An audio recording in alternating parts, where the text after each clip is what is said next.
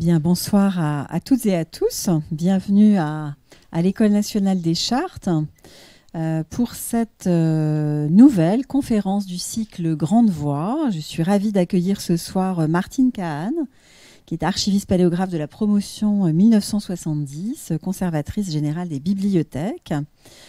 Pendant 35 ans, Martine Kahn, vous avez travaillé à la constitution de, je crois, ce qu'on peut appeler la mémoire de l'Opéra de Paris, à travers plusieurs fonctions qui ont été les vôtres. Vous avez d'abord été directrice de la bibliothèque-musée de l'Opéra, qui dépend de la Bibliothèque nationale de France.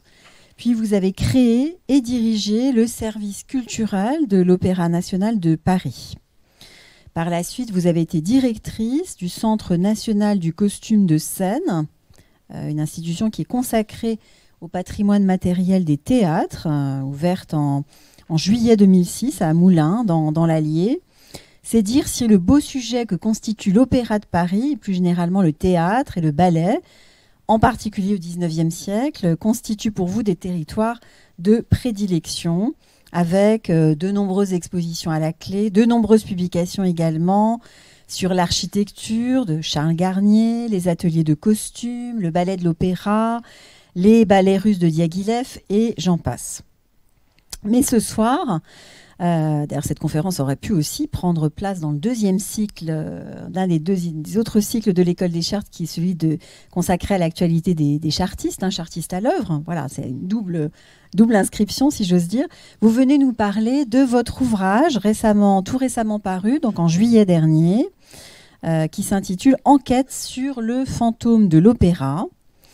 Donc un ouvrage qui sort, je me permets de le rappeler, très opportunément dans le contexte des 150 ans du Palais Garnier, puisque ces 150 ans viennent d'être fêtés le 5 janvier dernier, ça fait presque un mois, le Palais ayant été inauguré donc le 5 janvier 1875. Il y a eu d'ailleurs de très belles émissions sur France Télévisions pour fêter cela. Alors, Le fantôme de l'opéra de Gaston Leroux, donc un grand succès éditorial, un roman célèbre, d'abord paru en feuilleton, comme c'était l'usage à l'époque, puis de nombreuses fois adapté au cinéma, on ne compte pas les adaptations. Et la question se pose de savoir où l'auteur a puisé cette inspiration, ses sources.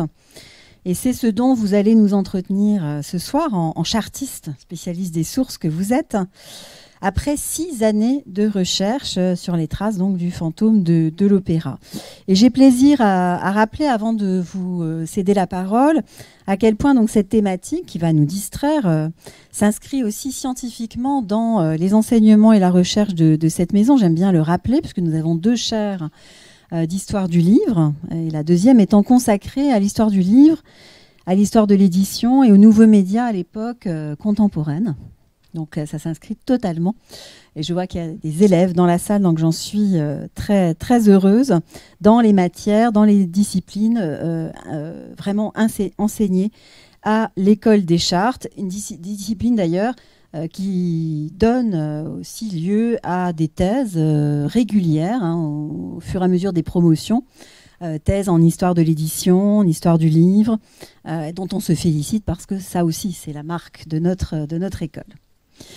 Et alors, avant de vous céder la parole, en vous remerciant vraiment vivement d'avoir accepté de nous présenter le résultat de vos travaux, on me prie de rappeler, je le fais avec beaucoup de plaisir, que l'ouvrage dont il sera question dans quelques instants est disponible à l'achat sur le rez-de-chaussée au sortir de la salle, avec notre libraire préféré, enfin des libraires préférés, donc la librairie de la main, qui nous prête main forte puisqu'elle est tout près, et que en achetant l'ouvrage, eh bien, vous aurez la possibilité de le faire dédicacer par son autrice à la sortie de cette conférence. Donc n'hésitez pas, c'est aussi un des avantages d'avoir la conférence, le livre et la dédicace. Voilà, donc n'hésitez pas. Je fais un petit peu de publicité à ce dispositif qu'on est très ravis d'avoir pu mettre en place. Et la conférence est enregistrée, comme toutes celles qui sont données dans cette salle, sauf exception, ce dont on se félicite aussi, puisque le retour, alors la salle est,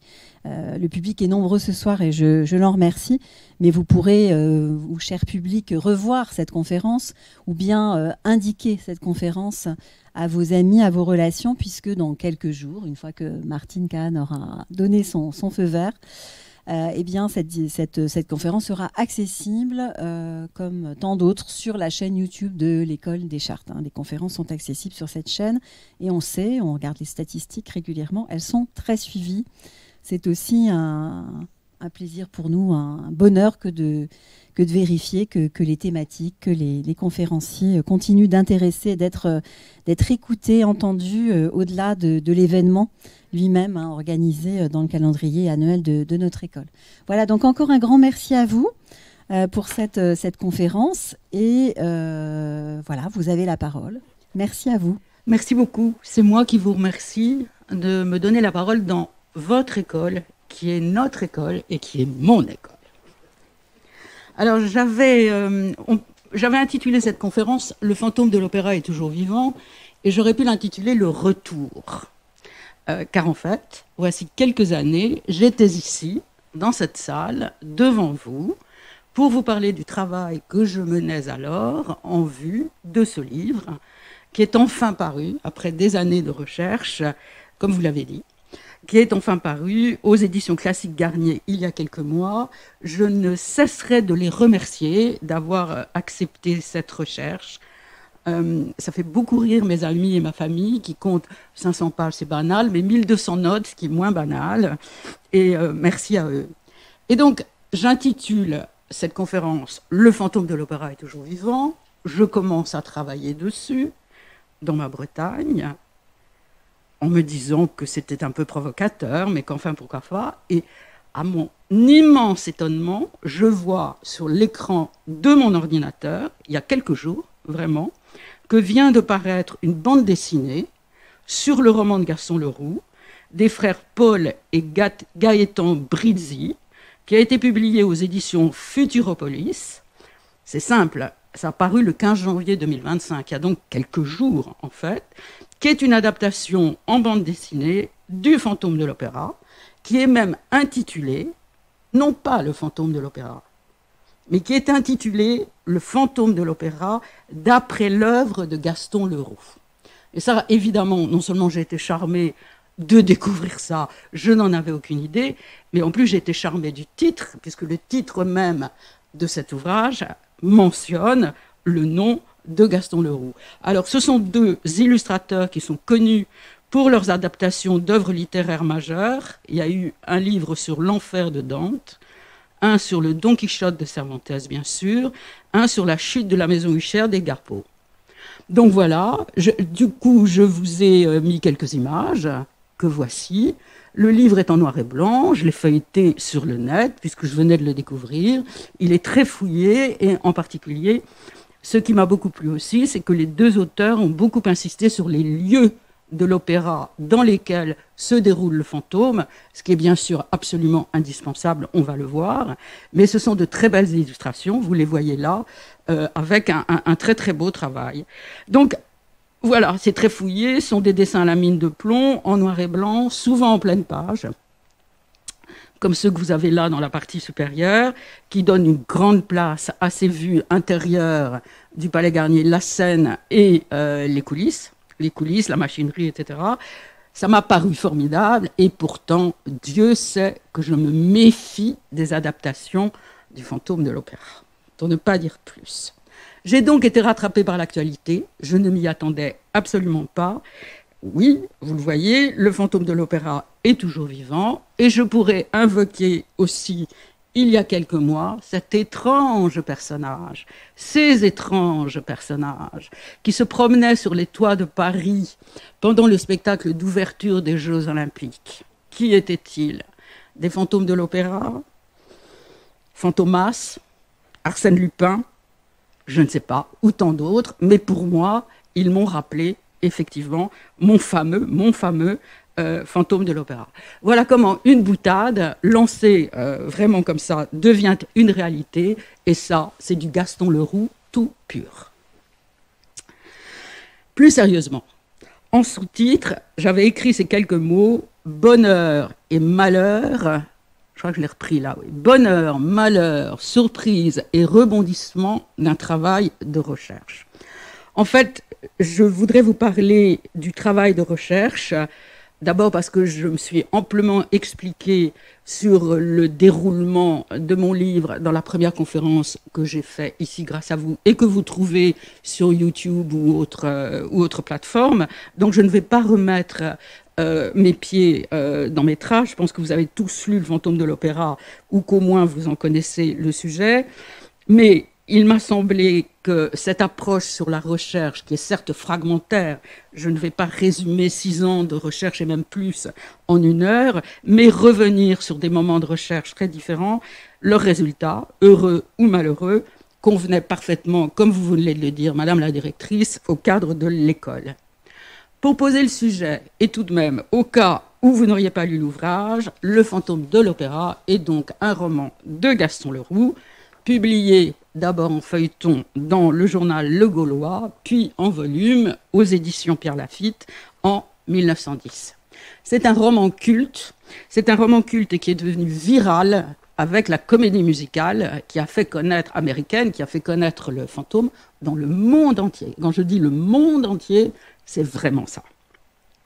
Le roman conte les amours de la jeune et belle cantatrice Christine avec le beau jeune homme aristocrate Raoul qui sont contrariés par la passion dévorante du fantôme pour la jeune femme. En fait, ce n'est rien de tout ça.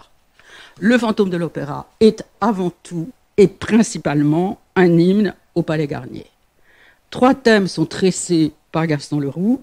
Un reportage sur le Palais Garnier, ses us, ses coutumes, son personnel, c'est ce qui se passe en dessous, ce qui se passe au-dessus, mais ce qui se passe en dessous aussi. C'est très développé, un roman d'amour et, on l'oublie souvent, une histoire fantastique. C'est un roman qui appartient aussi à cette école de la littérature fantastique, tellement développé à cette époque. D'ailleurs, Gaston Leroux est un grand admirateur d'Edgar Poe, par exemple, ou de Hoffmann, de toute cette littérature tellement développée en France, tellement chérie en France depuis les années 1830. Alors, en revenant sur ce travail de recherche, j'ai choisi pour vous 5 moments. Pour des raisons précises, vous allez le voir. Le premier moment, je l'intitulerai « Les débuts sont le plus souvent trompeurs ». J'ai commencé à travailler sur ce texte de Gaston Leroux parce que j'avais passé près de 35 ans de ma vie professionnelle à l'opéra et que j'avais parcouru le monument des milliers de fois en faisant toujours de nouvelles découvertes, toujours émerveillé par cet endroit magique et parce que ce fantôme de l'opéra était un des mythes du Palais Garnier, peut-être le plus fort des mythes du Palais Garnier. Et non pas parce que l'auteur était Gaston Leroux, et à l'époque, je l'avoue, difficilement, mais je vous l'avoue, cela m'importait peu. C'est grave. J'étais décidée à découvrir qui était ce fantôme, quels étaient ses antécédents, et je suis partie la fleur au fusil, avec une énorme gourmandise, en chantant, comme on le fait dans Faust, « Je voudrais bien savoir qui est ce fantôme et comment il se nomme ».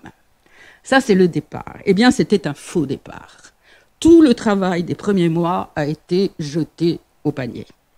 Car je me suis vite rendu compte que les clés de l'affaire étaient justement à trouver chez l'auteur, dans ses inspirations, ses lectures, ses sources, ses amitiés, en un mot, dans sa vie et dans sa carrière, et que la première question que je devais me poser, avant pourquoi le fantôme, était qui est Gaston Leroux ?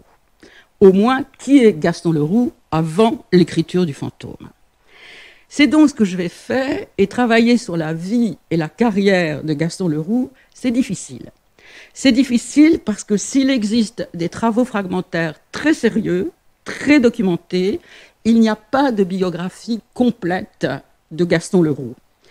La seule solution pour moi, surtout à l'époque qui m'intéressait, qui est donc avant l'écriture du fantôme, à un moment où Gaston Leroux est essentiellement journaliste, même s'il écrit des feuilletons, des romans, des pièces de théâtre, il est essentiellement journaliste.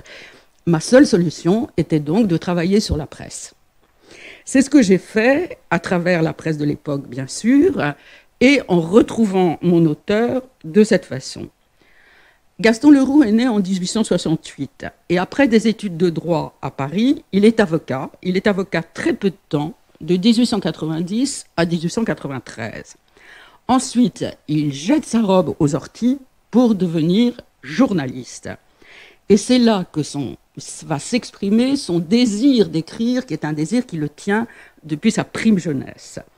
Il est remarqué dès ses premiers articles dans les journaux de l'époque sur les procès des anarchistes, qui occupent évidemment une place énorme dans l'actualité. Il est engagé en 1894 dans un des 3 grands journaux de l'époque, Le Matin, et il y fera toute sa carrière journalistique. Il devient un des premiers grands reporters. Le terme avant est peu utilisé. Le terme de reporter date de cette époque, de grand reporter. Et il restera dans son journal jusqu'en 1907. Après 1907, après son départ, il devient un homme de lettres à plein temps. 3 ans plus tard, il publie Le Fantôme.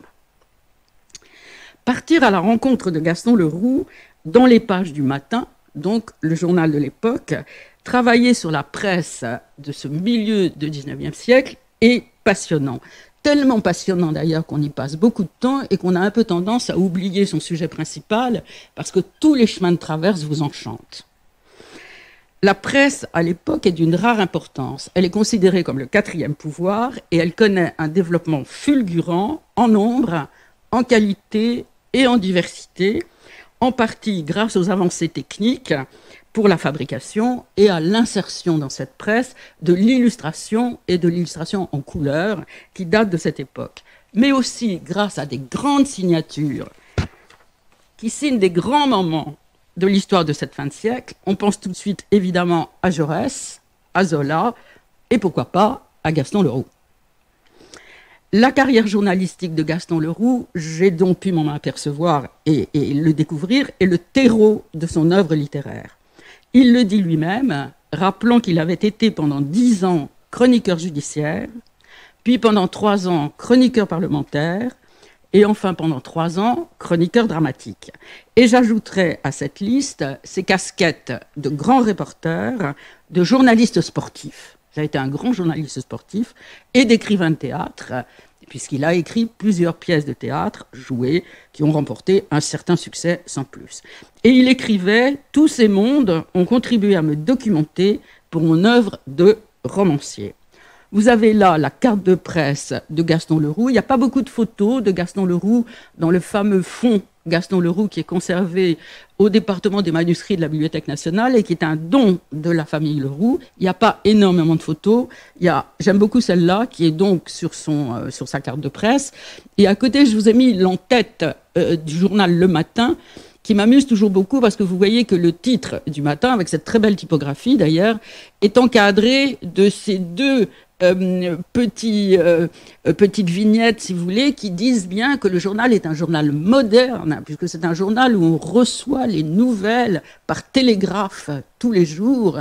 Et ça, c'est quelque chose, c'est plus du journalisme de cabinet où on travaille, etc. C'est vraiment du journalisme sur le terrain, où ensuite on envoie immédiatement, dans la journée, sont publiés les articles que les rédacteurs ont envoyés.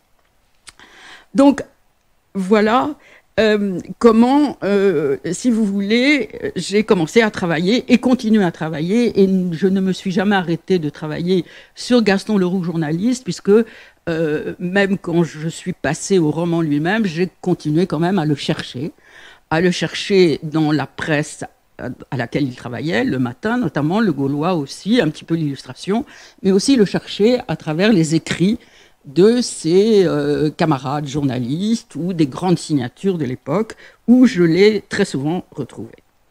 Donc, la quarantaine venue, il va abandonner cette fois son costume de reporter pour l'habit d'homme de lettres et entamer une carrière littéraire à plein temps. Il s'est peu exprimé sur lui-même. Gaston Leroux est mort subitement à 59 ans, en 1927, et il avait accordé de très rares entretiens à ses collègues, même quand il a été reconnu comme un auteur extrêmement populaire déjà, extrêmement brillant, qui a beaucoup vendu de livres, qui était une personnalité parisienne. Il a très peu donné d'entretiens, et il suivait un des préceptes d'Albert Londres, qui a été un de ses collègues d'ailleurs au Matin, et qui, Londres refusait systématiquement d'être interviewé. Et il déclarait « Un reporter ne devrait jamais avoir quelque chose à dire sur lui. Son rôle est d'enregistrer, de traduire. » Et Gaston Leroux est vraiment dans la famille, si vous voulez, d'Albert Londres, dans ce refus, en fait, de parler de lui-même. Il n'y a pas de journal intime. Il y a très très peu de correspondance, le tout regroupé toujours dans ce fameux fonds Leroux au département des manuscrits. Il y a finalement très peu de choses sur Leroux lui-même. Alors, il nous reste la presse et puis évidemment ses publications. Et c'est là où j'en viens évidemment au livre, après vous avoir parlé de ma recherche sur l'auteur. Voilà, en plus grand, le titre du Matin, vous voyez, encadré par les deux petites vignettes. Hein. Il reçoit par fil et services spéciaux les dernières nouvelles de la nuit.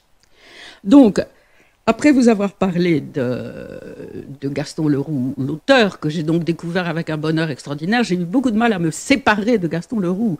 Le divorce a été extrêmement pénible au moment de publier le livre, et finalement je crois que je vais repiquer d'ailleurs, je crois que je vais me remarier avec Gaston Leroux. Le moment numéro 2 dont je voulais vous parler, c'est celui de l'importance des noms de famille, et celui de Giry tout particulièrement. Vous comprenez pourquoi dans cette école. En travaillant sur les noms, alors après l'auteur, je me lance évidemment dans le travail sur le roman, l'écriture du roman, les personnages du roman. En travaillant sur les noms des divers personnages du fantôme, et on sait que Gaston Leroux accordait une grande importance à ce choix des noms, que pour lui, nommer ces personnages est une de ses premières préoccupations lorsqu'il entame la rédaction d'un de ses livres. C'est une étape importante et qui détermine en partie le profil psychologique du personnage. Peut-être aussi a-t-il été marqué dans cette affaire des noms par l'affaire Rouletabille. Vous savez que Gaston Leroux est d'abord, ce sont ses premiers romans, le père de Rouletabille, avec évidemment La Dame en Noir, La Chambre jaune, qui sont ses premiers romans, qui sont des succès extraordinaires, et où il introduit ce personnage de jeune journaliste aussi, mais qui cherche à trouver les pourquoi de ces meurtres, etc. Et il l'appelle Boîte à billes au départ. Et là, il est rattrapé par un kidam qui s'appelait Boîte à billes et qui lui fait un tintouin absolument abominable en disant qu'il était absolument insupportable qu'il ait donné son nom à ce personnage de roman. Et c'est comme ça que Boîte à billes devient Rouletabille, ce qui est d'ailleurs beaucoup mieux, et ce qui pour le personnage est beaucoup mieux. Mais il a eu de gros soucis avec cette affaire, qui a commencé à tourner très salement. Et donc peut-être que cet attachement, si vous voulez, à nommer les noms de ces personnages, etc., vient aussi peut-être de cet incident. Alors, dans les personnages du fantôme, Leroux va donner un de ses principaux personnages, qui est une mère de danseuse, qui est une ouvreuse, notamment l'ouvreuse de la loge du fantôme dans le théâtre, qui est une sympathique dame, un personnage populaire, au franc-parler. Et Leroux l'aime beaucoup, son personnage populaire, comme ça. Il se délecte à lui confier des propos définitifs et même à l'habiller. C'est le seul personnage dont il détaille la tenue. Et il l'appelle Madame Mame Giry. G-I-R-Y. Mais d'où provient ce nom de Giry, mesdames les conservateurs qui sont dans la salle? En plus de ce nom de famille, Gaston Leroux va faire comiquement un nom commun, en affirmant qu'on avait dérivé de ce nom de Giry le terme de Giry, utilisé dans l'argot des coulisses pour qualifier des propos oiseux, ce que je n'ai jamais trouvé. dans aucun texte relatif au théâtre et au langage du théâtre, on trouve ce terme de Giry. Alors, ça serait quand même une magnifique découverte si ce patronyme de Giry avait été emprunté à Arthur Giry, grand maître S paléographie, dont entre les murs de l'école des Chartes, on ne cite le nom qu'en se découvrant. Et l'occasion a été vraiment trop belle pour moi, et j'ai adoré travailler là-dessus, de découvrir que Gaston Leroux avait sans nul doute bien connu Arthur Giry. Alors, Arthur Giry, 1848-1899, pour vous le situer, va être un des experts graphologues lors du procès de Dreyfus. Il est, comme Leroux, convaincu de l'innocence de l'accusé. Il est aussi un des fondateurs de la Ligue des droits de l'homme, professeur à l'école des Chartes. Et la mort de Giry, de la fièvre typhoïde qu'il a attrapée à Rennes pendant le procès en cassation de Dreyfus, va beaucoup frapper les esprits. Et ça, j'avais lancé cette histoire comme une boutade, là encore, comme une plaisanterie, lors de la première conférence que je donnais à l'école des Chartes. Et du coup, je suis revenue sur le sujet. Et cette hypothèse m'a conduit à une petite recherche sur les membres de l'école qui se sont impliqués dans le procès de Dreyfus. Vous voyez à quoi la recherche vous mène, hein. Et ils furent nombreux, les professeurs de l'école, à s'impliquer dans ce procès. Le premier d'entre eux étant le directeur, Paul Meyer, et on trouve une trace de son intervention sur les procédés de reproduction et sa conclusion quant au bordereau d'Esterhazy. Vous vous souvenez de l'affaire du bordereau d'Esterhazy, dont on a dit, certains disaient il est de la main de Dreyfus qui a tout fait pour qu'on ne reconnaisse pas son écriture, d'autres disaient mais non, ça ne peut pas être la main de Dreyfus. Et il y a un énorme débat là-dessus, puisque c'était une des clés, en fait, de l'accusation, hein. Et on trouve un article de Gaston Leroux, un article du Matin, d'ailleurs, de Gaston Leroux, qui revient sur cette affaire de graphologie et d'expertise graphologique sur le bordereau. Et j'en ai même appelé à Jaurès, qui écrit dans La Petite République, c'était son journal à l'époque, mais quand des hommes comme M. Paul Meyer, membre de l'Institut, professeur au Collège de France et directeur de l'École des Chartes, comme M. Giry, membre de l'Institut, professeur à l'École des Chartes, à l'École des Hautes Études, comme M. Émile Molinier, conservateur au Musée du Louvre, archiviste paléographe, quand tous ces hommes, après une consciencieuse étude, viennent affirmer devant le pays que le bordereau est d'Esterhazy, il y a là, à coup sûr, un grand fait, que j'ose dire, décisif. Donc voilà un des avatars de la recherche, si on peut dire, puisque parti du nom de cette ouvreuse de l'opéra, mère de danseuse, j'en suis arrivée à me plonger dans les articles de Gaston Leroux sur le procès de Dreyfus qu'il a suivi, donc le procès Zola qu'il a suivi autant à Paris qu'à Rennes, et à chercher davantage sur ce nom de Giry. Alors, évidemment, cette découverte m'a donné envie de continuer la recherche dans ce domaine, de rassembler les articles de presse qui traitent de ces personnages et de confier aux archives de l'école cette sorte de compendium. C'est un projet, ça sera peut-être une réalité, je ne sais pas encore, vous le découvrirez en même temps que moi. Le moment numéro 3 dont je vais vous parler a trait à un fait divers. Retrouver Colette, découvrir Félix Fénéon. Gaston Leroux était féministe. Ses amies se nomment Séverine, Marguerite Durand, de grandes femmes journalistes, les premières femmes journalistes, pour lesquelles d'ailleurs il va forger le néologisme de reporteresse, ce que je trouve magnifique. Et surtout Réjeanne, hein, l'actrice Réjeanne. Mais c'est à Colette que je dois une des plus belles découvertes de mes recherches. La rencontre avec Colette est due à l'épisode de la chute du lustre. Gaston Leroux place l'événement lors d'une représentation de Faust. Malgré les consignes du fantôme, les directeurs de l'opéra ont distribué le rôle principal à la diva Carlotta et non pas à la jeune Christine qui est la protégée du fantôme, et par provocation se sont installés dans la fameuse loge numéro 5 qui est celle du fantôme et qui ne doit être occupée par personne d'autre. Soirée sans histoire, jusqu'à l'entracte. Carlotta termine son grand air, l'air des bijoux, Ah, je ris de me voir si belle en ce miroir, et entame le duo avec Faust au silence, au bonheur.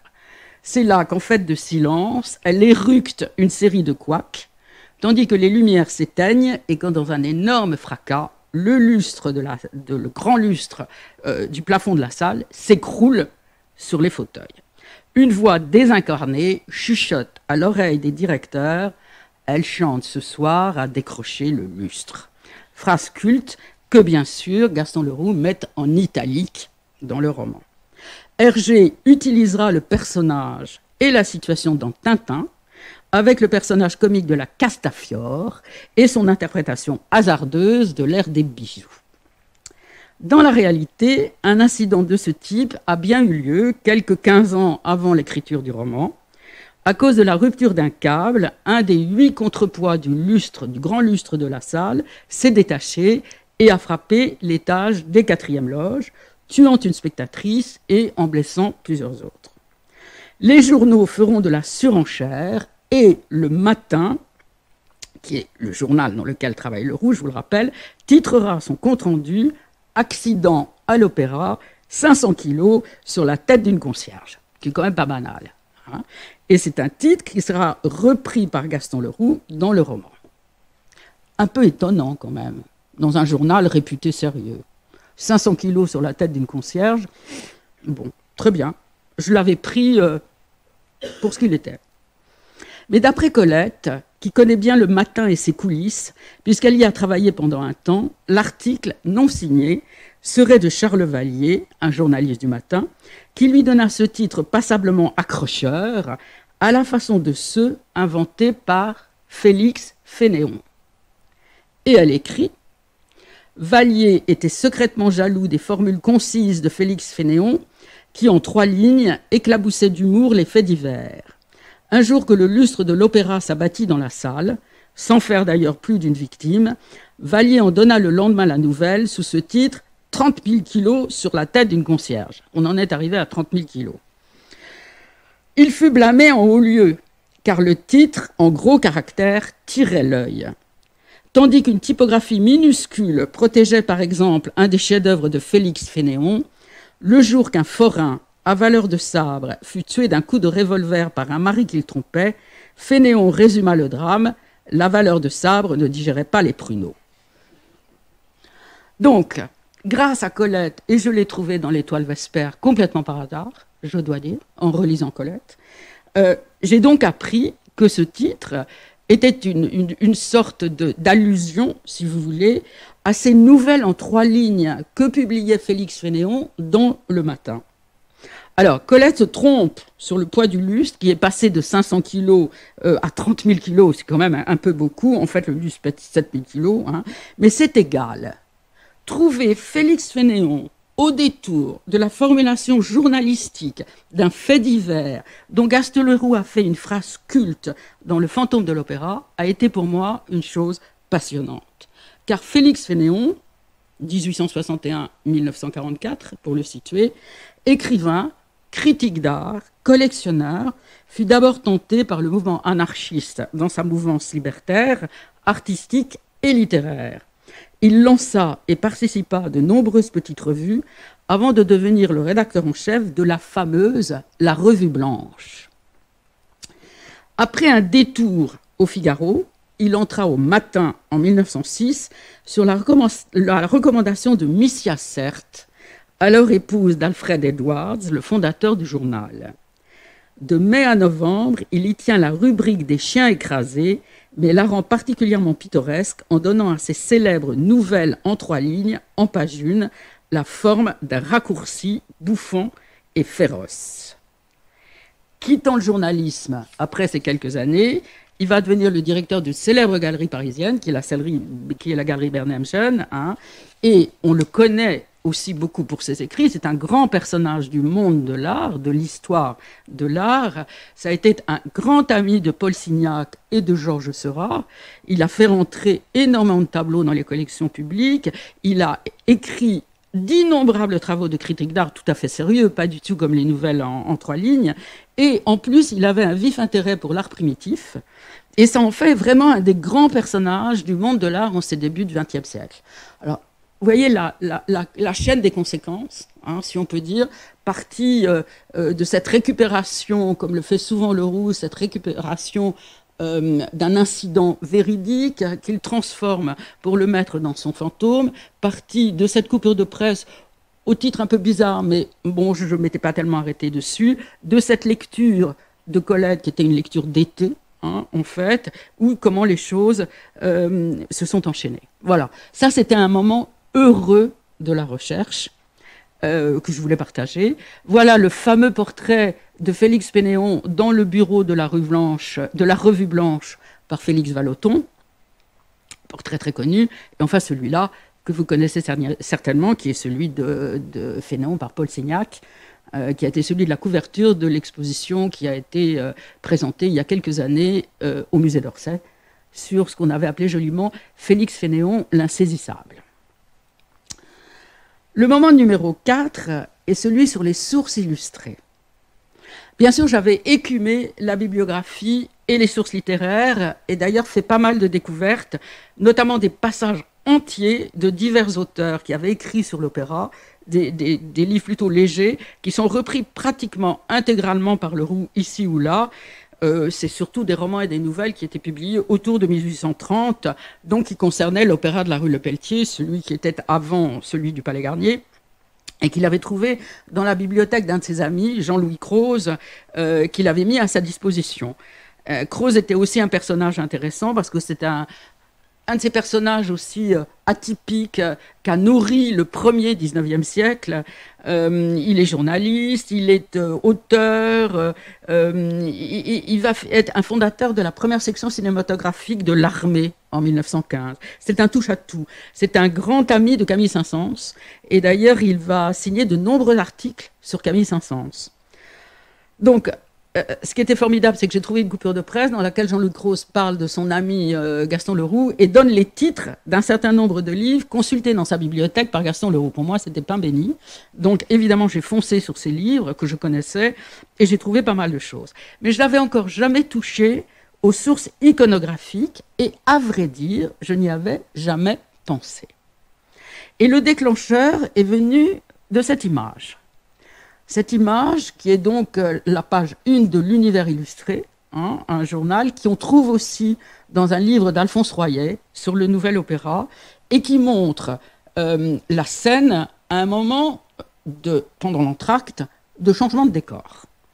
Et je me suis aperçue qu'une partie du fantôme, une partie du chapitre qui raconte comment le jeune homme, donc Raoul, va passer dans les coulisses pour aller voir sa belle, la chanteuse, dans sa loge, Gaston Leroux décrit l'ambiance à ce moment-là de la scène et des coulisses. Et c'est là que je me suis rendu compte que ce chapitre était en fait une légende de cette image. Et complètement inspiré par cette image, il y décrit ce que j'ai pu voir dans cette image. Donc ça m'a quand même, ça a quand même changé les choses pour moi. Et donc, je me suis dit, après tout, s'il y a ça, il y a peut-être autre chose. Et qu'est-ce que je pourrais trouver? Et en cherchant dans les artistes qui avaient travaillé sur le Palais Garnier à l'époque, est venu tout de suite à mon esprit le nom de Paul Renoir, qui est un graveur que j'aimais beaucoup. Et Gaston Leroux a certainement eu connaissance du travail de Paul Renoir. Renoir, c'est A-O-U-R-D, comme vous le voyez. Hein. Et ce Paul Renoir, après, je l'ai trouvé à plusieurs coins, en fait, de la vie de Gaston Leroux. Notamment, vous voyez cette estampe qui montre Jeanne Brémontier, Séverine et Marguerite Durand préparant un article pour la Fronde pendant le procès en révision du capitaine Dreyfus à Rennes. Et je vous ai dit que 2 de ces dames, au moins, Séverine et Marguerite Durand, étaient des grandes amies de Gaston Leroux, qu'elles étaient avec lui à Rennes au moment du procès en cassation d'Alfred Dreyfus. Ensuite, pardon, je trouve toute cette série d'images sur le procès de Rennes. Alors, évidemment, salle du Conseil de guerre, j'ai cherché, vous voyez, que les 3 personnages assis à des chaises dont on ne voit que les dos devant sont les journalistes. Évidemment, après, j'ai écumé tous les dessins, et il y en a beaucoup, toutes les images de Paul Renoir sur le procès, en me disant que j'allais peut-être voir Gaston. Non. Ensuite, je trouve cette image, qui est une table de jeu au Casino de Monte-Carlo, et il se passe que Gaston Leroux était un grand joueur, qu'il adorait les tapis verts, et qu'il a passé beaucoup de temps au Casino de Monte-Carlo à perdre l'argent qu'il gagnait comme journaliste. Donc, là aussi, je le trouve un moment de vie de Gaston Leroux. Puis ensuite, toute la série d'images, et il y en a beaucoup, sur l'Opéra de Paris.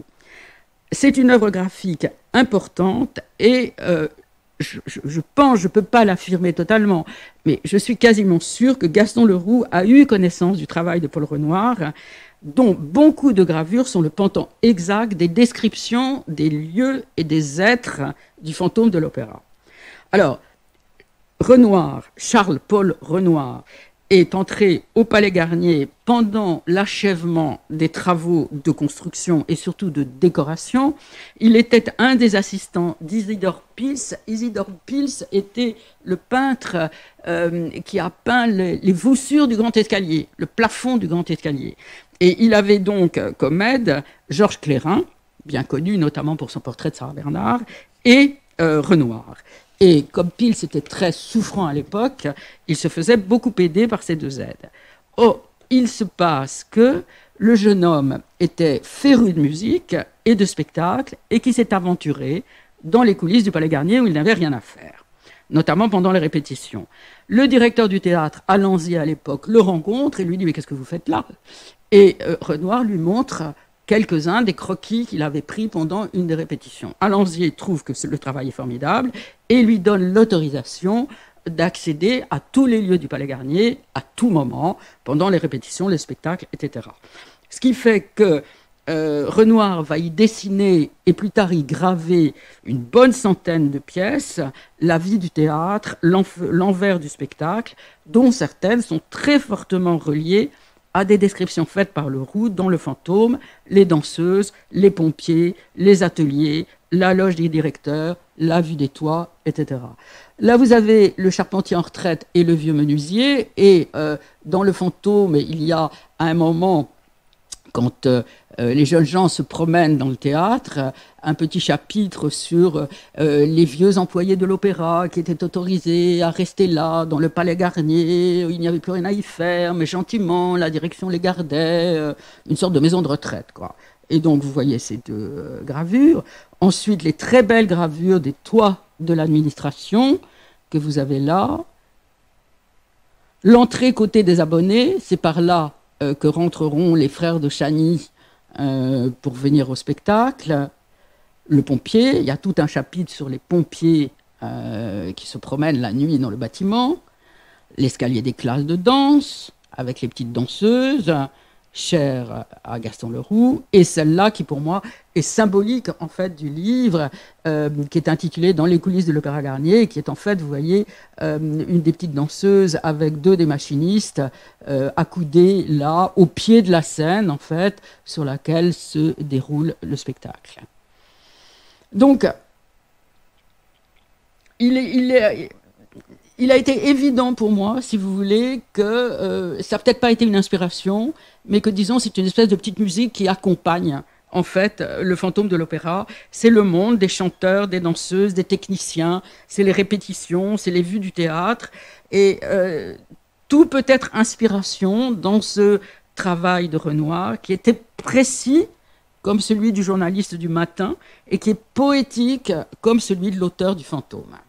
Donc, voilà. Dire aussi qu'un autre artiste qui a travaillé à l'opéra, qui est Allot, était très certainement ami, ou en tout cas connu de Gaston Leroux, puisque Gaston Leroux l'a présenté à Karl Laemmle, le directeur de l'Universal, qui a fait le premier film sur le fantôme, en 1925, et c'est Allot qui a fait l'affiche du film, où vous retrouvez évidemment la chute du lustre. Alors les images sont pas très bonnes, mais elles sont magnifiques. Allot, en fait, n'a représenté le Palais Garnier que par ses coulisses.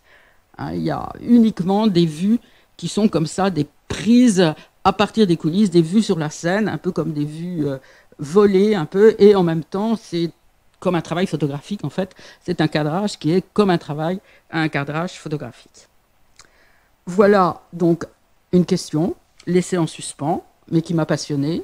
Est-ce qu'il y a eu une partie de l'inspiration de Leroux qui est venue de cette iconographie. Et franchement, je pense que oui. Le moment numéro 5, pour moi, ça a été des échecs.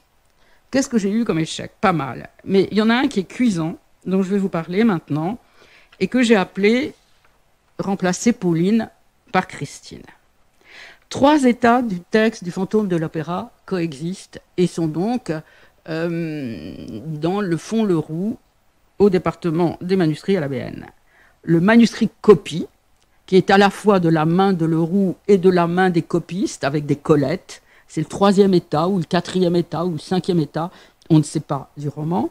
Le feuilleton, paru dans le Gaulois, et l'édition en volume chez Laffitte. Il y a peu de documents de première main quant à la genèse et à l'écriture du fantôme qui aient été découverts à ce jour. Et le seul d'importance est donc ce fameux manuscrit copie du fond Gaston Leroux. Or, sur la sous-chemise de présentation du texte se trouvent des mentions manuscrites. D'abord le nom des copistes auxquels on confie tel chapitre, et puis celle-ci, plus détaillée, remplacer Pauline par Christine, qui est donc précisée dès la couverture et qu'on retrouve plusieurs fois dans le corps du texte, et qui est importante pour l'historique de la rédaction du roman, puisqu'elle concerne l'identité de l'un des 3 principaux personnages, la jeune cantatrice, héroïne du roman, Christine. Le prénom Pauline, parfois suivi du nom Bellini, est biffé dans les 6 premiers chapitres du texte manuscrit, et jusqu'au chapitre 7 pour la copie, il est remplacé par celui de Christine. Ensuite, le nom de Christine avec un nom de famille, Christine Dae, apparaît seul, Pauline Bellini ayant définitivement disparu. Cette mention était devenue pour moi une sorte de mantra. Remplacer Pauline par Christine, remplacer Pauline par Christine, remplacer Pauline par Christine, remplacer Pauline par Christine, remplacer Pauline par Christine. Je n'ai jamais pu l'expliquer, mais elle m'a beaucoup fait rêver. Pauline est le prénom de Pauline Viardot, très grande cantatrice à l'époque, célébrissime cantatrice, à laquelle, en passant, nous devons le manuscrit de Mozart pour Don Giovanni, conservé au département de la musique de la Bibliothèque nationale. Bellini est bien sûr le nom du compositeur Vincenzo Bellini, donc Pauline Bellini. Christine Dae, Christine est suédoise, on connaît ses modèles. Dae est un nom typiquement du Nord. Donc, pourquoi? Et je reste vraiment inconsolable, je ne trouve pas d'autre mot, de n'avoir pas pu découvrir comment et pourquoi le rôle de la cantatrice, héroïne du roman, avait d'abord été distribué à la dénommée Pauline Bellini, que j'imagine une brune méditerranéenne, remplacée lors des étapes de la rédaction par la blonde fille du Nord, Christine Dae.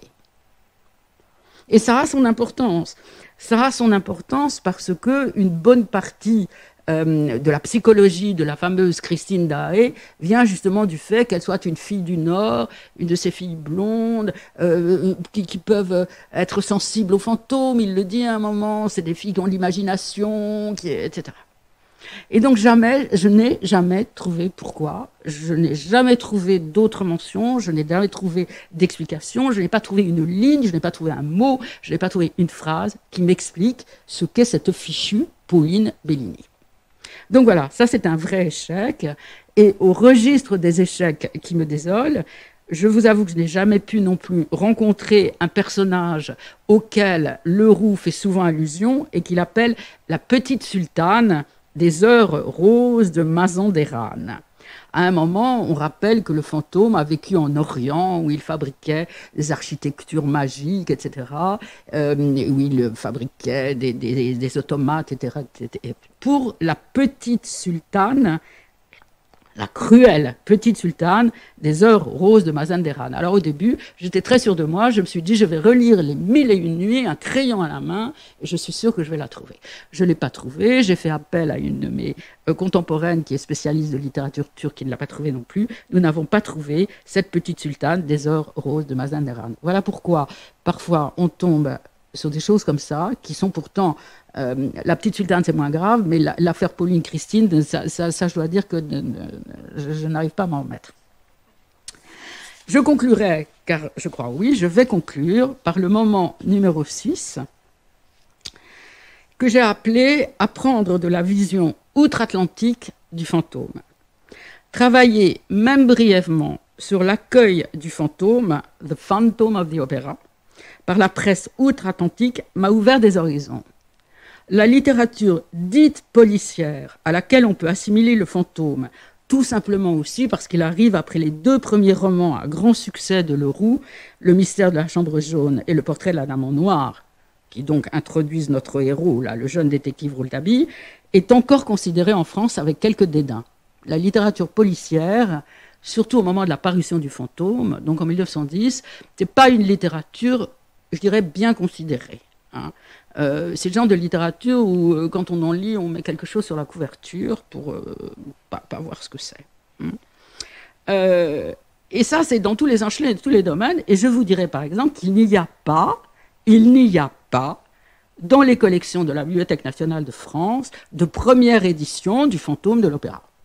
Voilà. La seule bibliothèque dans laquelle j'ai pu trouver à Paris une première édition du Fantôme de l'Opéra, vous avez vu, c'est l'image qui est assez dégradée sur la gauche, ils vont la restaurer parce que je leur ai dit que c'était archi précieux, c'est la Bilipo, la bibliothèque de littérature policière, comme vous le savez, dépend de la ville de Paris. C'est la seule bibliothèque parisienne où il y ait un exemplaire de la première édition du Fantôme de l'Opéra, livre culte, livre célébritime, et un pas ailleurs. Ben non, parce que c'était de la littérature policière et de la littérature populaire, donc... Hein ? Voilà. Donc, ça aussi, c'était comme ça. Les choses ont changé pour moi. J'ai travaillé sur l'accueil public du fantôme, qui a été tout à fait bon, moins bon que les 2 premiers Rouletabille, je dois dire. Les critiques, il n'y en a pas tellement, et dans l'ensemble, sauf quelques exceptions, elles ne sont pas extraordinaires dans leur contenu, dans leur style, etc. Les pièces de Leroux, la littérature dramatique de Leroux, ont eu beaucoup plus d'écho médiatique, même si elles n'ont pas rencontré un énorme succès, que ses premiers livres. En tout cas que Le Fantôme. Hein. Et puis, j'ai commencé à travailler aussi sur la traduction anglaise. En effet, comme pour les 2 premiers livres de Leroux, Le Fantôme de l'Opéra, très vite, dans l'année de sa parution, a été traduit en anglais et a été publié en Angleterre et aux États-Unis. Il est resté longtemps au box-office, des meilleures ventes, et l'édition américaine est même enrichie de planches illustrées en couleur, de Cassaigne, en voilà une, qu'on vende beaucoup, qu'on trouve très belle, qu'on vende beaucoup. Et là, c'est pareil, hein, très très difficile d'arriver à trouver un exemplaire en bon état aux États-Unis du Fantôme de l'Opéra avec les planches de Cassaigne, un exemplaire complet. Or, l'éditeur américain, qui est Bobbs Merrill, va organiser une remarquable campagne de publicité pour la sortie du livre. Et c'est un témoignage de la maîtrise toute particulière de l'un des directeurs de sa maison d'édition, dont le savoir-faire en la matière était reconnu déjà, reconnu ou dénoncé par l'ensemble de la profession. Et dans le cas du Fantôme de l'Opéra, il y a un élément unique qu'on reprend, hein, comme celui-là, que vous voyez là dans un petit placard publicitaire qui est paru dans le Matin. On reprend un élément unique et aux États-Unis, on le développe et on le décline de façon différente dans chaque publication de journal. Et beaucoup de journaux américains publient des accroches comme ça sur le Fantôme de l'Opéra. Quel que soit le texte, il y a toujours un petit texte, quelques lignes, il est toujours percutant. Il est toujours mentionné le fait que Gaston Leroux est aussi l'auteur du Mystère de la Chambre jaune, et il est toujours mentionné le nom de l'éditeur, etc. De courts extraits d'articles élogieux parus dans d'autres journaux sont parfois cités comme une espèce de florilège, comme une mini-revue de presse en fait. Cette campagne de publicité dans les périodiques va durer 3 mois, de janvier à mars 1911. Elle est passionnante et a plus d'un titre. Plusieurs thèmes sont déclinés: mystère et frisson, réalité et fiction, l'Opéra de Paris et sa grandiose architecture, ça beaucoup, ses caves et son lac, et les illustrations de Castaing sont souvent mentionnées et de façon toujours élogieuse. Mais ce qui a changé ma vision des choses aussi, c'est le jeu des références.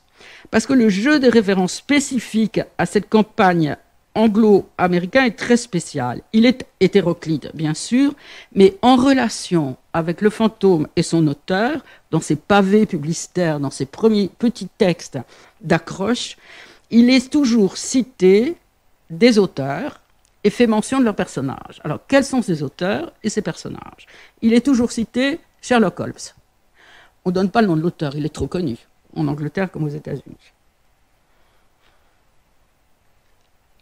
Poe, avec La chute de la maison Usher. Georges Dumouriez, avec Trilby. Victor Hugo, avec Notre-Dame de Paris. Et enfin, un auteur seul, dont on ne donne que le nom, c'est le seul dont on ne cite pas un titre, qui est Maupassant. C'est-à-dire que cette critique, évidemment c'est pour les contes fantastiques, hein, bien sûr, et le hors-là. Mais ça veut dire que le rapprochement de ces auteurs avec Leroux et avec le fantôme, l'allusion à la littérature fantastique, ça témoigne d'une haute lecture du roman qu'on n'a pas en France, où jamais vous ne trouvez ça. Tout ce qu'on a trouvé, c'est ça, le roman le plus attachant et le plus émotionnant de l'année. C'est déjà très bien. Mais il n'y a pas de réflexion, si vous voulez, sur le contenu. Ce phénomène n'est jamais mis en avant en France, où la littérature populaire et policière ne bénéficie pas du même traitement. Donc ça m'a aussi, ça a été une découverte pour moi, en fait. Donc voilà, pour terminer, je dirais, et pourquoi diable? Et pour finir, retour à l'auteur. Pourquoi diable Gaston Leroux a-t-il mis fin à sa carrière journalistique alors qu'il était au firmament dans son métier de grand reporter et reconnu de tous? Tous les auteurs qui ont travaillé sur son œuvre et sur sa personne se sont posé la question et ont pour la plupart invoqué le fait non vérifié qui voudrait que juste de retour d'un long reportage, Leroux ait été appelé en pleine nuit par son directeur du Matin qui lui enjoignait de refaire ses valises et de repartir en mission. Il aurait alors refusé et donné sa démission. Ok. En fait, l'affaire m'a semblé déjà bien antérieure. C'est-à-dire qu'il y a eu un premier coup de canif dans le contrat entre Leroux et Le Matin, dont il est, il faut le rappeler, un des grands reporters, hein, vraiment. Il signe ses articles en première page. C'est la page 1 et c'est la colonne de gauche, c'est-à-dire vraiment l'endroit majestueux, hein, si on peut dire. Et c'est un des mieux payés des journalistes. Il a une place prépondérante. Mais on sait que le premier coup de canif, ça a été au moment de l'affaire Dreyfus. C'est-à-dire que la direction de la rédaction du Matin l'a rappelé de Rennes, où il rendait compte donc du procès en appel. On a dit, parce qu'on trouvait très dreyfusard, moi je pense que c'était à cause du ton de ces articles, qui était un ton dans l'émotion, en fait. Et comme on sait, le journaliste est justement de ne jamais être dans l'émotion. Donc ça a été le premier coup de canif. Ensuite, il ne s'entendait peut-être pas très bien avec la nouvelle direction du Matin, c'est possible, mais bon. Depuis 3 ans, Gaston Leroux, depuis 1904, était en poste à Saint-Pétersbourg. Il y rendait compte des événements en Russie, et ça a été le premier d'ailleurs à titrer, non pas ses papiers, mais la rubrique, c'est le premier à titrer la rubrique « La Révolution russe ». Donc il était parfaitement informé, il savait très bien ce qui se passait, et il le décrit très très bien. Et dans ces années 1907, où donc il va changer de métier, si on peut dire, dans ses derniers articles en Russie, il est très préoccupé par la situation financière, qu'il juge quasi désespérée, notamment dans le domaine de l'emprunt russe. Souscrit en masse par les Français, poussé par les banques et par les milieux d'affaires, alors que le royaume du tsar est au bord de la banqueroute. Ça, c'est ce qu'on appelle le mensonge d'État. C'est-à-dire personne ne veut en parler. Et j'ai trouvé aux Archives nationales une lettre de Leroux qu'il écrit à son patron, Bruno Varia, qui est le directeur du Matin, pour l'alerter à ce sujet. Et au début de la lettre, on trouve cette première phrase « Je calme un peu les esprits, ou du moins je ne les épouvante pas, comme m'en a prié Witte. » W-I-2-T-E. Le mois suivant, fin mars 1906, Gaston Leroux est de retour à Paris. Alors, peut-être est-il rentré parce que ça tournait vraiment mal et il était à Saint-Pétersbourg avec sa compagne et son jeune fils. Peut-être a-t-il voulu les mettre à l'abri. Ce retour a peut-être été imposé par le gouvernement russe, peut-être organisé en fonction de la politique éditoriale du journal, ou encore conséquence des libéralités russes, puisqu'on sait que la Russie distribuait énormément d'argent à l'époque pour obtenir des différents organes de presse une information à minima sur les événements. On ne dit pas que ça va très mal. De fait, après le départ de Leroux, la rubrique, qui s'appelait donc La Révolution russe dans le Matin, change de nom. Et ça s'appelle Dans l'Empire des Tsars. C'est soft. Hein, et la rubrique est nourrie d'extraits de dépêches d'agence. Le fameux Witte, W-I-T-E, auquel Leroux fait allusion dans cette phrase, est en fait, à l'époque où la phrase a été écrite, le chef du gouvernement, du premier gouvernement que le tsar a un petit peu lâché, pour lâcher un petit peu de l'Est quand même, à cause des troubles qui s'y déroulait, et Witte avait été ministre des Finances du tsar. Donc, il a certainement, la phrase le dit, hein, je ne les épouvante pas comme m'en a prié Witte. Ce qui veut dire que le gouvernement russe, ou en tout cas le ministre des Finances, qui à l'époque est le chef du gouvernement, l'a pris entre quatre yeux et lui a dit maintenant ça suffit. Faudrait peut-être arrêter. Donc voilà. Donc ça m'a passionné hein, aussi. J'ai pas été plus loin parce que je connais pas bien l'histoire de ce premier gouvernement russe, mais je connais pas très bien non plus l'histoire des emprunts. Mais en tout cas, ça paraît quand même assez clair. Hein. C'est une lente dégradation de la liberté de la presse, ça c'est certain, en la matière. Vraisemblablement un désamour envers la direction du journal, qui peut contribuer à expliquer cette subite décision de Gaston Leroux. Ce sont des supputations.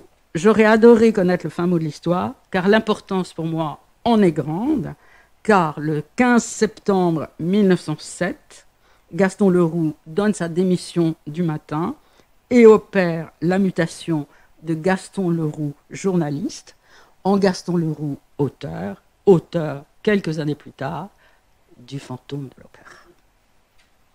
Voilà ce que je voulais partager avec vous.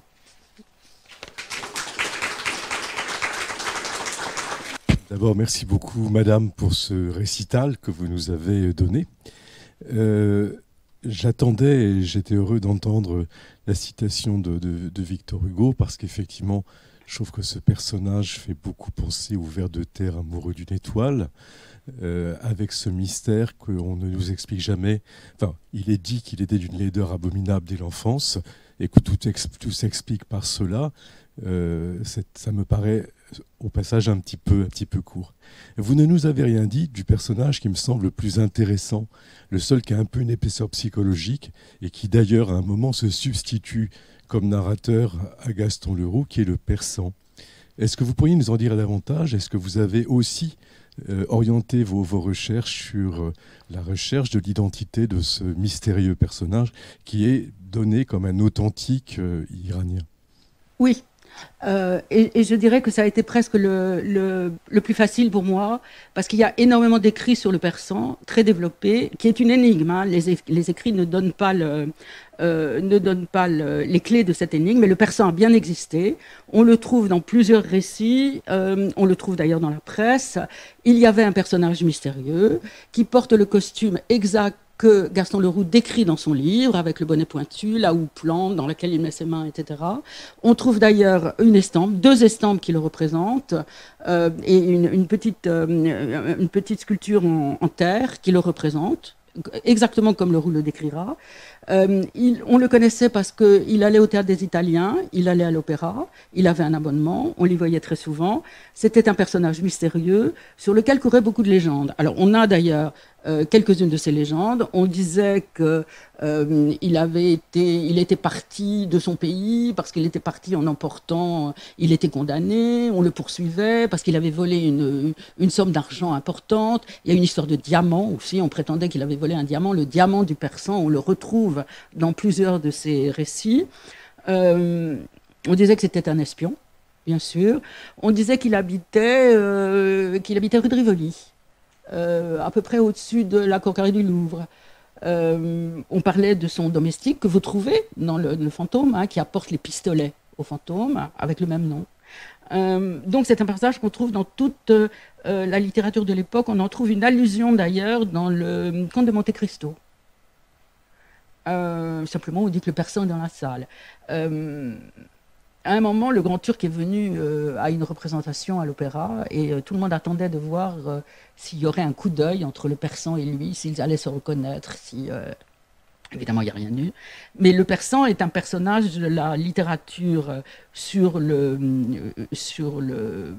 de la rue Lepelletier, puisque tout ça se passait évidemment à l'opéra de la rue Lepelletier, hein, avant le Palais Garnier, que vous trouvez dans nombre d'ouvrages et que vous trouvez dans la presse aussi. Oui. Toujours, alors on le trouve beaucoup, il y a toujours cette énigme. Qui est-il, d'où vient-il? Puis un jour il disparaît. On ne le voit plus. On ne sait pas pourquoi. Vous avez évoqué tout à l'heure le nom de Pauline Viardot. À propos de Pauline, oui, Pauline Christine. Christine, est-ce que ce ne serait pas Christine Nilsson? Alors c'est Christine Nilsson. C'est Christine Nilsson. C'est un mélange entre Christine Nilsson et Aino Acté, en fait, qui sont deux filles du Nord, justement. Mais c'est absolument Christine Nilsson. C'est-à-dire que quand on raconte l'histoire de Christine Nilsson, cette jeune cantatrice, etc., on raconte l'histoire de Christine Daae. Dans le livre, on raconte l'histoire de Christine Nilsson. Est-ce que Gaston Leroux a connu Christine Nilsson? Alors, c'est pas impossible. Connu ou en tout cas rencontré. Christine Nilsson s'était arrêtée de chanter à l'opéra longtemps avant l'apparition du fantôme. Elle habitait comme Gaston Leroux sur la Côte d'Azur, à côté de Nice, et elle aussi était une grande joueuse. Donc elle fréquentait beaucoup le casino de Monte-Carlo. Et c'est pas impossible qu'ils se soient croisés, au moins, au casino de Monte-Carlo. J'ai beaucoup fouillé aussi, grâce à des amis d'ailleurs, qui m'ont traduit du suédois. Ce qu'on trouve sur Christine Nilsson, parce qu'il n'y a rien en français, en fait, et peu de choses, d'ailleurs, en suédois. J'ai beaucoup cherché, j'ai jamais trouvé d'allusion à Gaston Leroux en fantôme de l'opéra. C'est deux mondes qui sont trop éloignés, à mon avis. Encore une fois, n'oubliez pas, même si pour nous, ça a un prestige, ça a des retombées énormes, en plus, hein, ce fantôme qui, encore une fois, est devenu un succès planétaire. N'oublions pas qu'à l'époque, un livre de cette littérature policière, populaire, c'était pas ce qu'on lisait dans les salons. Donc, je me suis posé la question, est-ce que quelqu'un aurait dit à Christine Nilsson, mais moi, ma chère, dites donc, dans ce livre de Gaston Leroux, c'est de vous qu'on parle. J'en sais rien, mais c'est quand même deux mondes très, très éloignés l'un de l'autre. Il y a un chercheur qui vient, et je crois que ça va être publié dans la revue de la Sorbonne, qui vient de faire un article très intéressant sur Gaston Leroux à Nice, où justement il parle de Christine Nilsson à Nice, où il a regardé où est-elle et la villa de Christine Nilsson, l'hôtel particulier, la villa de Gaston Leroux, l'hôtel particulier de Christine Nilsson, etc. C'est très intéressant. Je crois que ça va apparaître dans la revue de la Sorbonne. Mais évidemment, c'est Christine Nilsson. Là, il n'y a absolument aucune... même physiquement, si vous voulez, même quand il parle de la Christine physiquement. J'ai mis une seule photo dans le livre parce que les éditions Garnier ne sont pas des éditions illustrées, si vous voulez, mais j'ai mis une photo qui est pour moi probante. Absolument. Et bien sûr, et tout le passage où est la lutte, la jalousie entre les deux cantatrices qui toutes les deux chantent Marguerite, la diva Carlotta, qui est la grande diva en titre, qui est Madame Yolande Carvalho, hein, en fait, dans l'histoire de l'opéra, et Christine Lesson, ça aussi, ça existait. Les Marguerites étaient comparées cruellement par les journalistes. Celle-ci est blonde, celle-ci est brune, qu'est-ce qui vaut mieux, être blonde, être brune, celle-ci est, on dirait la Marguerite de Goethe, et celle-ci... c'était terrible, hein. C'était terrible, c'était très méchant. Encore une toute petite question. Est-ce qu'à l'époque où vous y avez travaillé, on parlait encore du chemin des communards dans la toponymie de l'opéra de Garnier? Non. Non, ça c'était complètement oublié, je vais vous dire pourquoi. On parlait plus du chemin des communards, mais on parlait de la résistance, qui était une histoire plus proche de nous, évidemment, puisque là aussi, c'est Myriam Chimène qui a écrit sur la résistance à l'opéra. Catherine, je ne me trompe pas, hein, c'est Myriam Chimène. Et il y a eu un lieu de résistance à l'opéra, notamment grâce à la machinerie, grâce aux machinistes pendant la guerre. Et les caves et les dessous étaient un lieu évidemment idéal pour pouvoir se cacher ou cacher des gens. Et il y a probablement eu là des moments où on a caché des gens dans les caves et dans les dessous. Mais on ne parlait plus de la commune parce qu'on parlait en fait de la Deuxième Guerre mondiale. Pardon ? J'ai pas compris. Ah oui, oui, mais ça c'est de l'imagination pure, hein, quand même, c'est génial, on l'adore, mais je pense que ça n'a rien à voir encore que, j'en sais rien. Je ne me suis pas posé la question, je vais vous dire. Je ne sais pas. C'est pas une histoire très bien connue, hein, la Seconde Guerre mondiale à l'opéra, il y a des passages assez gênants, parce que s'il y a eu de la résistance, il y a eu aussi de la collaboration, donc c'est pas quelque chose de très bien connu, même maintenant. Est-ce qu'il y a une dernière question ? À la fin du parfum de la Dame en noir, Joseph Rouletabille annonce sa démission. Enfin, il semblerait qu'il annonce sa démission parce son directeur de journal lui demande de partir à Saint-Pétersbourg. Et lui, il ne veut pas. Et puis finalement, il se ravise et il y va quand même. Alors donc, ça a un rapport avec... tout ce que vous avez dit. Très certainement. C'est un rapport, évidemment, avec Gaston Leroux. Il y a quelque chose que je n'ai jamais élucidé non plus, c'est que cette année où il a donné sa démission, il fait l'aller-retour en 48 heures à Saint-Pétersbourg pour le Prix de l'An. Donc, il avait certainement encore des liens. Il y a vécu quand même 4 ans, hein, près de 4 ans, 3 ans, plus de 3 ans. Donc, il avait certainement des liens. C'est certainement une allusion. Certainement. Il ne nous reste plus qu'à vous remercier, en tout cas pour cette passionnante conférence. Merci beaucoup. Je rappelle qu'il y a un libraire à l'extérieur. Merci.